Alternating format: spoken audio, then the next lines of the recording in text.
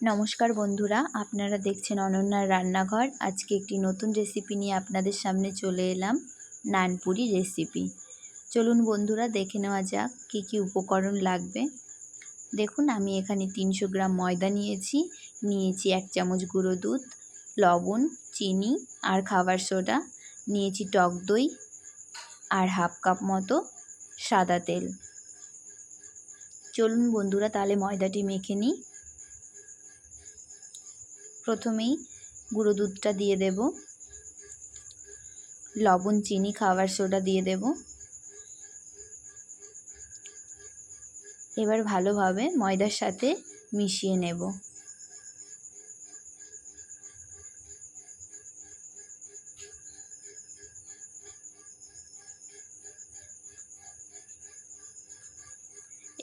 একটু সাদা তেল দিয়ে দেব। ময়দার সাথে ভালোভাবে মিশিয়ে নেব। বন্ধুরা, এভাবে আপনারা নানপুরি বানিয়ে খেয়ে দেখবেন।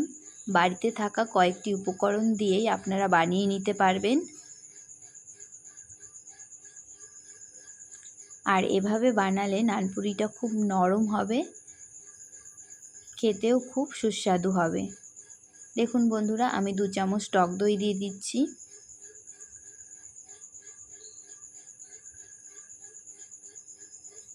টক দইয়ের সাথে ময়দাটা ভালোভাবে মিশিয়ে নেব।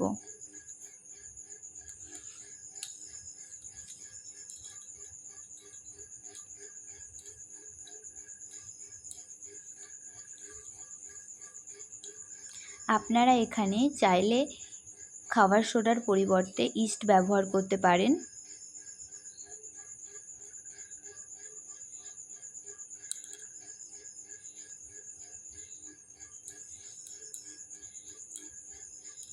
এবার উষ্ণ গরম জল দিয়ে ময়দাটা মেখে নেব। আমি এখানে আগেই উষ্ণ গরম জল করে রেখেছি। একটু একটু করে জল দিয়ে ময়দাটা মেখে নেব। আপনারা চাইলে উষ্ণ গরম জলের পরিবর্তে উষ্ণ গরম দুধ ব্যবহার করতে পারেন, তাহলে আর গুঁড়ো আমুল দুধ দেওয়ার কোনো প্রয়োজন নেই। দেখুন, আমার ময়দাটা মাখা হয়ে গেছে।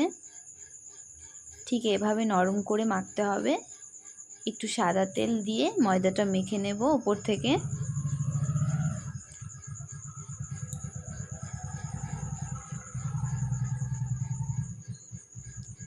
এক থেকে 1.5 ঘন্টার জন্য রেস্টে রাখবো।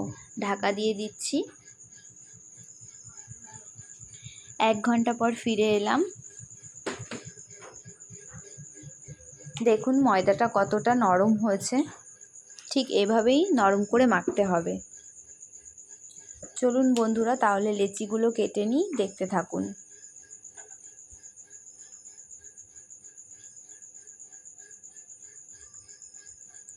লেচিগুলোতে একটু তেল লাগিয়ে বেলে নেব।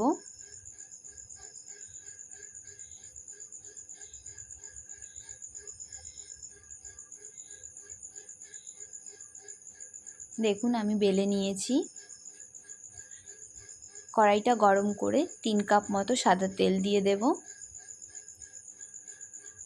এবং গ্যাসের ফ্লেমটা লো করে দেব।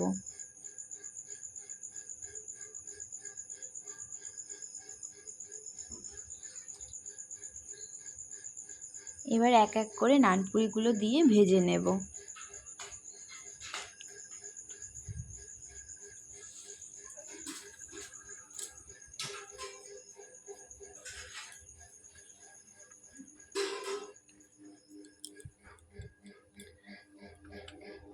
দেখুন বন্ধুরা, আমি নানপুরিগুলো ভেজে নিচ্ছি।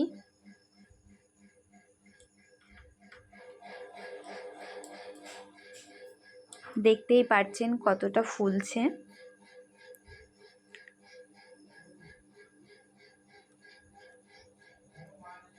আপনারা যদি এই পদ্ধতিটা ফলো করেন, তাহলে নানপুরিগুলো খুব সফট হবে এবং খেতেও খুব ভালো হবে।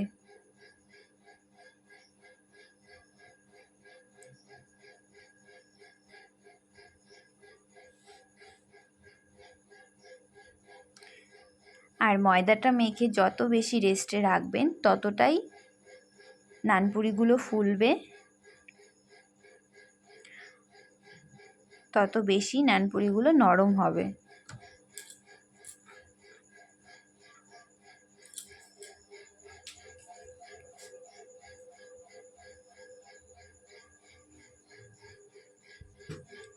আশা করছি আপনারা দেখতেই পাচ্ছেন নানপুরিগুলো কতটা ফুলেছে।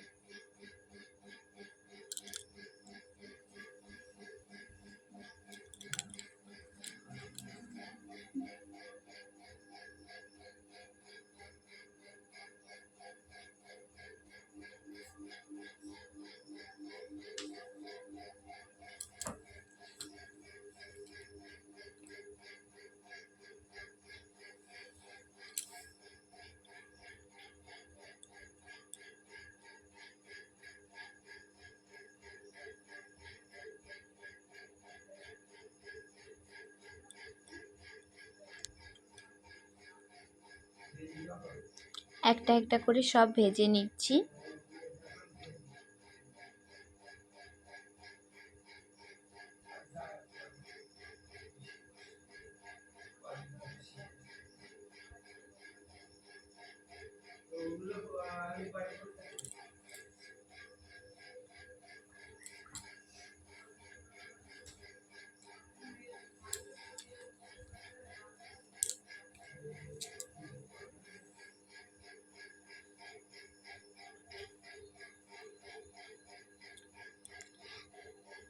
দেখুন বন্ধুরা, আমার নানপুরিগুলো ভাজা কমপ্লিট হয়ে গেছে। দেখুন কতটা সফট হয়েছে। এভাবে অবশ্যই আপনারা বাড়িতে বানিয়ে খেয়ে দেখবেন।